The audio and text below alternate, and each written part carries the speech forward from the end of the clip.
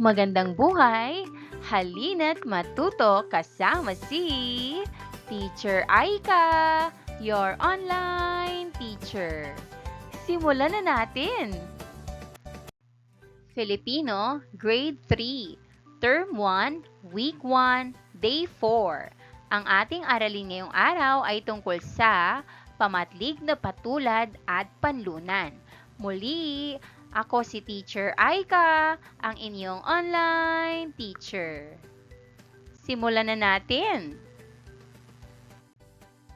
Mga layunin. Una, natutukoy ang sight words na kabilang sa Filipino. Pangalawa, natutukoy ang mga salitang pamatlig na paturol at paari. Pangatlo, nababasa ng wasto ang mga natutuhang salita. Pang-apat, naisusulat ng maayos at wasto ang mga natutuhang salita. At panglima, nagagamit ang mga magagalang na pananalita sa pagbati at ekspresyon sa pakikipag-usap sa paaralan. Kumusta? Napag-alaman natin kahapon ang damdamin ng tauhan sa tekstong tinalakay, kaya bigyang diin muna natin ang mga sumusunod na katanungan. Ano ang naramdaman ni Miming Kambing nang siya ay nanalo sa paligsahan sa pagluluto? Ano ang naramdaman ni Inang Kambing nang makita ang anak na bumalik sa pagluluto? Mahusay! Tiyak na magiging masaya at makabuluhan ang araw na ito. Kaya naman bilang paghahanda, halina at simulan natin. Tingnan mabuti ang dalawang larawan. Ano ang nakikita sa mga larawan? Sagot, ang unang larawan ay lungsod at ang ikalawa ay bukirin. Ano ang kaibahan ng dalawang larawan? Sagot, ang unang larawan ay maraming gusali at ang ikalawa ay may mga puno.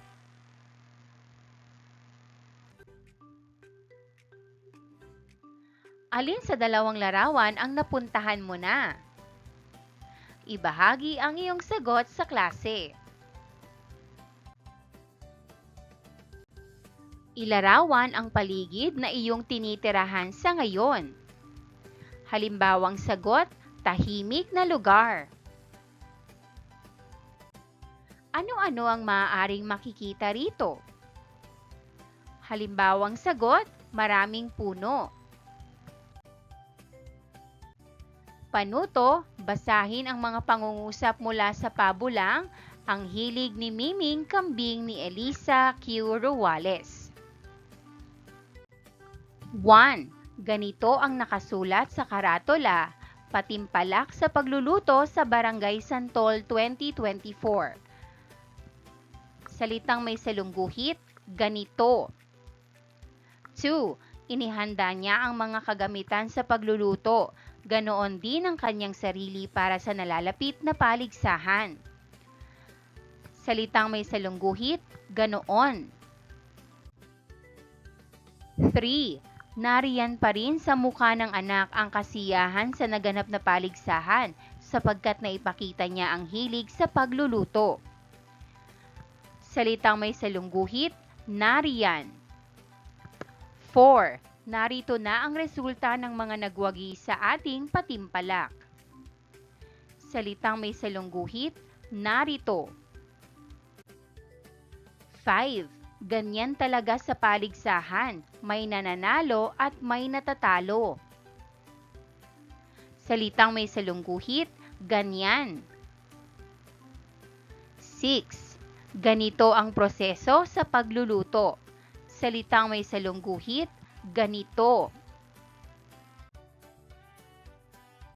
Talakayin natin ang pamatlig na patulad at panlunan sa tulong ng mga halimbawang pangungusap. Pamatlig patulad. Ito ay ginagamit sa pagkukumpara, paghahambing at pagtukoy ng bagay, salita, gawain o kaisipan. nagpapakilala ng pagkakawangis ng dalawang bagay. Narito ang mga susing salita. Ganito, ganire, ganyan, ganoon. Halimbawa, 1. Ganito ang tamang pagluluto ng adobong manok. 2. Ganoon pala ang binili niyang bag. 3. Ganire ang dapat nating gagawin mamaya. Pamatlig na panlunan, tumutukoy sa mga salitang ginagamit na panghalili sa isang lugar. Narito ang mga susing salita.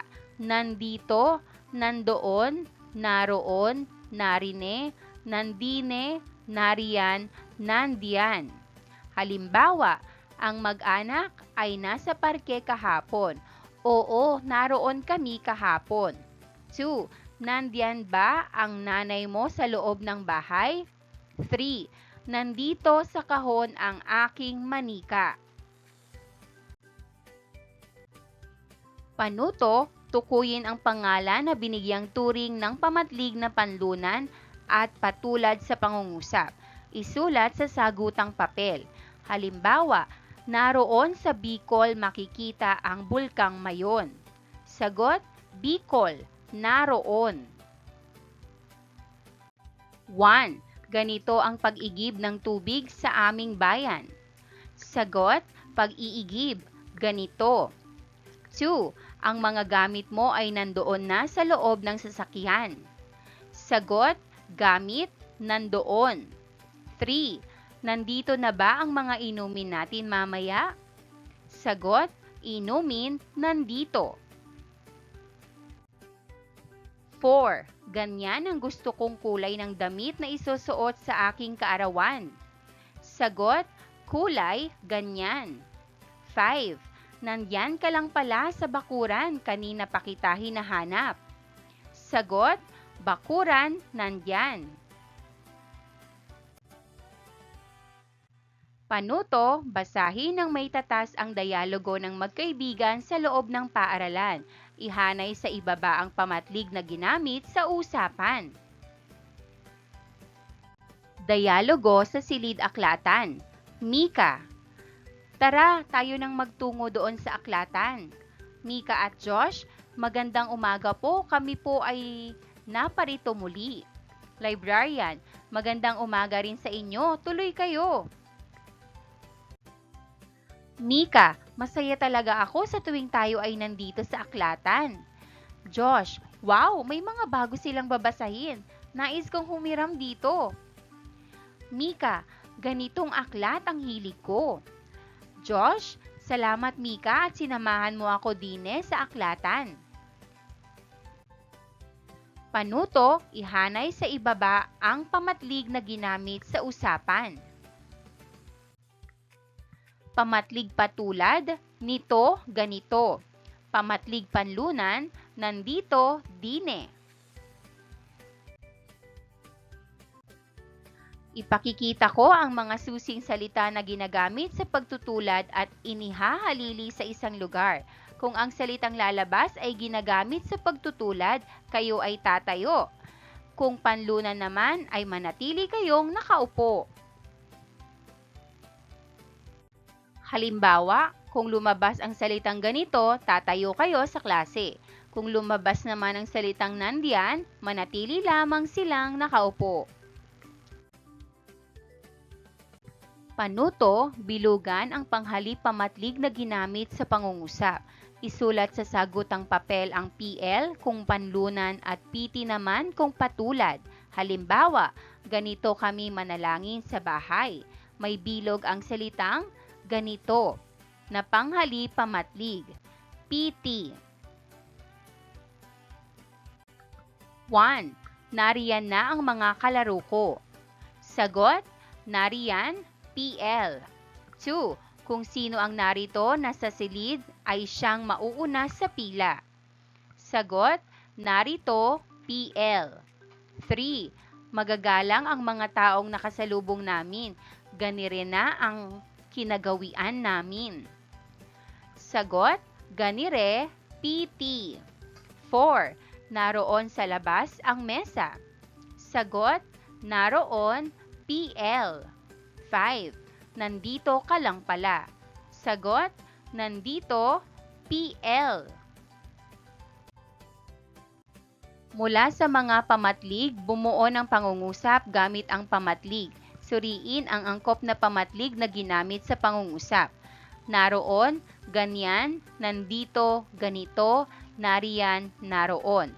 Pangungusap, nariyan sa aking bag, ang pamaypay.